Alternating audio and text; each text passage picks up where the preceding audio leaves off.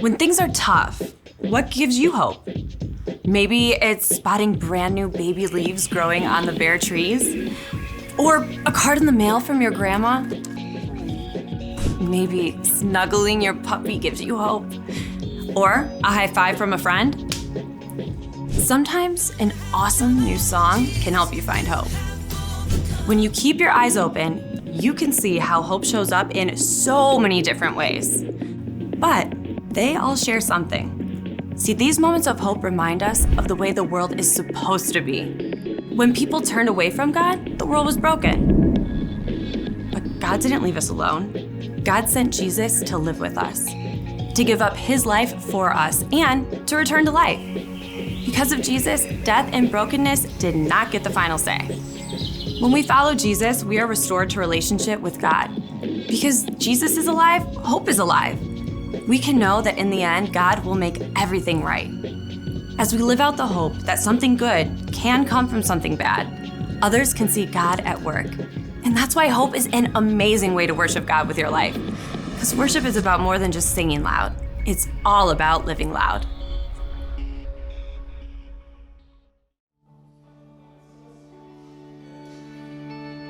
When the night is darkest and I feel weary, I'm not alone, 'cause you are with me. A new day is coming, I see light, and the sun will rise,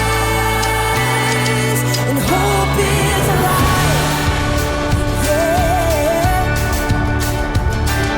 No matter what tomorrow brings, I know that you'll be by my side all the time. You'll never leave me. When shadows fall, I will have no fear, 'cause you're right here. When the night is darkest and I feel weary, I'm not alone, 'cause you are with me. A new day is coming, I see a light, and the sun will rise, and hope is alive, yeah. No matter what tomorrow brings, I know that you'll be by my side all the time. You'll never leave me. When shadows fall, I will have no fear, 'cause you're right here.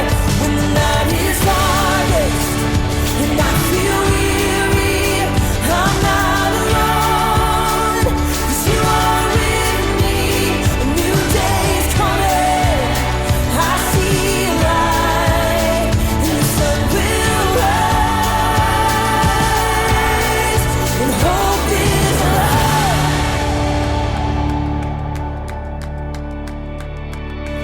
You are a light that makes a way when I am lost.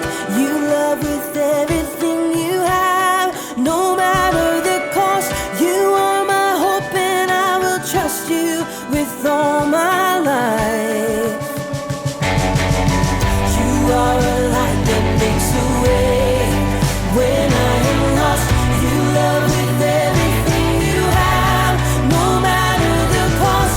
You are my hope, and I will trust you with all my life, yeah. When the night is darkest and I feel weary, I'm not alone, 'cause you are with me. A new day is coming, I see a light. When the night is darkest and I feel weary, I'm not alone, 'cause you are with me. A new day is coming, I see a light, and the sun will rise, and hope is alive, yeah. Hope is alive.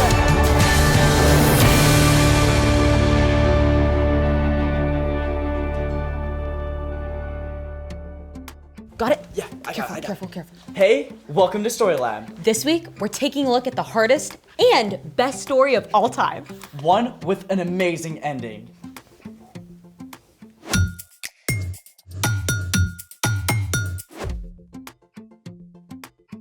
Happy Easter, everyone! I'm Skylar. And I'm Sebastian. We're talking about why the story of Jesus is good news. And all the ways that it can give us hope. Nice cocoon. Cocoon? Not a cocoon, it's Cocoons are for the common, ordinary moths. This is a chrysalis. Right. The caterpillar forms a chrysalis, morphs around, and then pops out as a butterfly. There's so many things wrong with that statement. I don't even know where to start. Okay, Professor S, drop some knowledge. Let's explore it. Welcome to the Inside Scoop with Sebastian. Taking notes. We begin with a humble caterpillar. Is he hungry? Well, let's say he's already eaten his picnic lunch. When the time is right, the caterpillar sheds its outer layer, revealing the hard shell chrysalis right here. Inside the chrysalis, the caterpillar releases special enzymes that dissolve most of its body. Okay, ew. Totally liquefied. I guess I thought the parts just kind of switched around a little. Nope, caterpillar smoothie. Oof, I never realized. But in the caterpillar soup, special cells called the imaginal disc start waking up. Each of those cells has a special genetic recipe to form part of a butterfly. How long does that take? About 3 weeks. Woo! Well, while we wait, it's time for... The story before the story. Today, we're in John, the 4th book of the New Testament. In the beginning, God created everything through Jesus. But when people turned away from God, the world was broken. God loves us way too much to leave us on our own. So, God chose one family, the Israelites, and promised to bless the whole world through them. Many years later, God fulfilled that promise by sending Jesus, God's own son. Jesus traveled the land, teaching and healing. He showed perfectly what it means to love God and love others. But the religious leaders were upset. When Jesus entered Jerusalem for Passover week, they made a plan to get rid of him. Which is where our story starts. Take it away. Hi everyone, I'm Erica. Happy Easter! But before we get on with our amazing celebration of Easter Sunday, we have to travel back in time through Saturday, Friday, all the way to Thursday evening. Let me set the scene so we can put ourselves right there and imagine we're watching the story right in front of us. Ready? Here we go!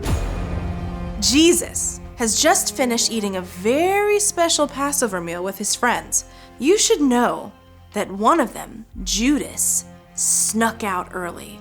Another one, Peter, promised to stick with Jesus no matter what.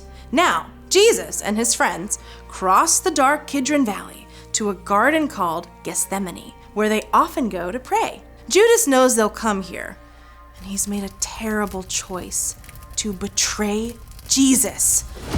Judas leads a mob of soldiers and officials into the garden and straight up to Jesus. And here's the thing, Jesus knows exactly what's going to happen, but he doesn't run. Who do you want? Jesus of Nazareth? I am he. The soldiers and officials are so overwhelmed that they actually fall to the ground. Jesus could just walk away, but instead, he allows the soldiers to arrest him. The mob takes Jesus for questioning. Jesus' friends have scattered, but Peter and John trail along behind. Hey, you're one of Jesus' followers, right? What? No way, not me. After all, Peter's boasting that he would never reject Jesus. Peter 3 times denies he's a friend of Jesus. Jesus is then sent to Caiaphas, the high priest. The whole trial is faked. They're just looking for a reason to condemn Jesus. At last, in the early morning, Jesus is sent to the Roman governor, Pilate. Are you the king of the Jews? I came into the world to be a witness to the truth. Everyone who is on the side of truth listens to me. Pilate can't find a single thing against Jesus, but he has Jesus whipped to keep the religious leaders happy. Soldiers twist thorns into a crown and place it on Jesus' head. Then Pilate brings him back to the crowd. I find no basis for a charge against him. Crucify Crucify him! Crucify him! Crucify him! Even though Pilate is powerful, he's afraid of the crowd. He knows that if he lets them get out of control, he could lose his position.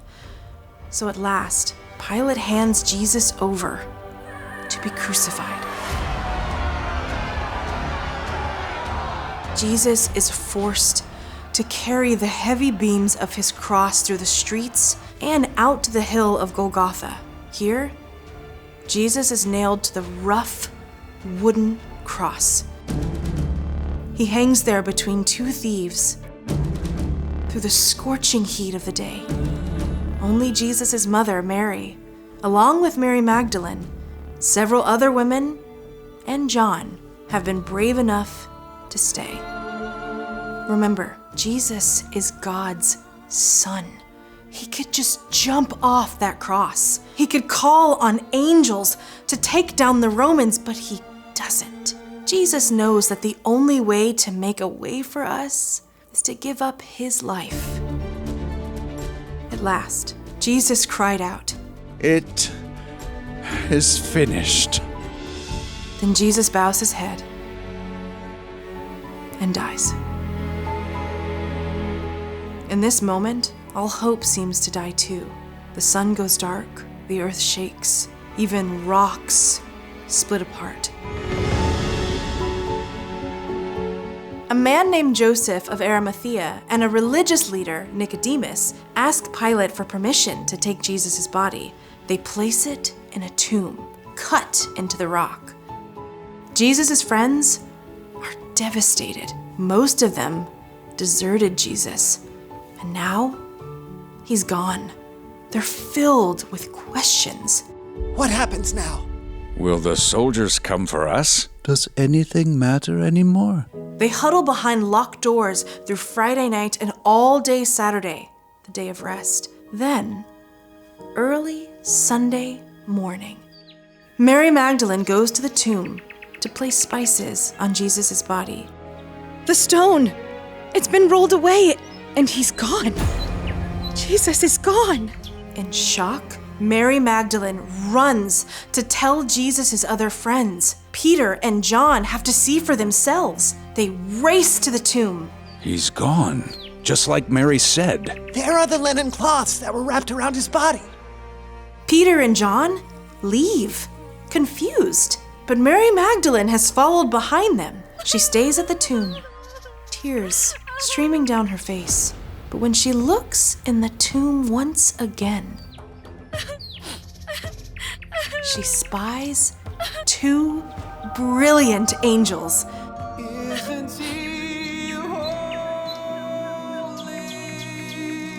Turning back, she sees a figure standing there. Through her tears, she thinks it must be the gardener. Why are you crying? Who are you looking for? Sir, did you carry him away? Tell me where you put him. Mary. Have you seen him? His eyes are like fire.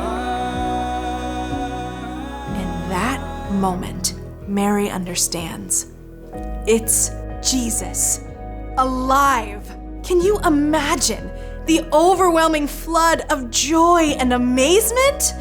Teacher! Do not hold on to me. Tell them I am ascending to my Father and your Father, to my God and your God. Mary Magdalene rushes back to tell Peter and John and Jesus' other friends of the incredible news. Jesus is alive! Peter later writes about it this way: "Give praise to the God and Father of our Lord Jesus Christ. In his great mercy, he has given us a new birth and a living hope. This hope is living because Jesus Christ rose from the dead." Jesus. And that is the end.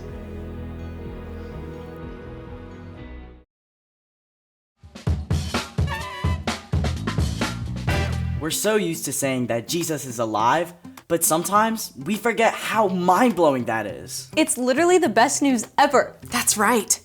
Jesus' return to life changes everything. So, what's our part in the story? Think about it this way. Have you ever gotten an invitation to a party that you were super excited about? Yeah, like a pool party. Yeah, you know it's gonna be awesome. Easter is an invitation too. An invitation to follow Jesus and be part of this incredible story that God is telling. Without Jesus, we were separated from God. But Jesus took the consequences of our sin, our wrong choices, when he gave us his life. But Jesus didn't stay dead. Nope. When Jesus returned to life, he defeated death. Now death doesn't have to be the end of the story. When we choose to turn away from the wrong things we've done and follow Jesus, we get to live with God forever. So even though Easter starts in a really dark place, It doesn't stay there. You're right. Easter is all about hope. hope is believing that something good can come out of something bad. Because Jesus is alive. You can have hope no matter what you face. Following Jesus doesn't mean that hard things in your life will just go away, but it does mean that Jesus will be right there with you every step of the way. I feel like celebrating right now. He is risen. He is risen indeed. See you next time. Bye. So here's the thing.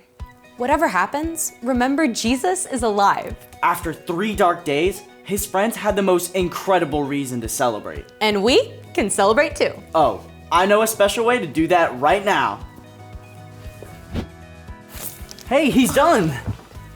Meet Maverick the Monarch, newly emerged from his chrysalis. He's beautiful. Nothing at all like that caterpillar soup. The most amazing, beautiful creature, and it came out of the biggest goopy mess. Thanks for joining us in the Story Lab. See you next time. Think you'd like some jelly beans?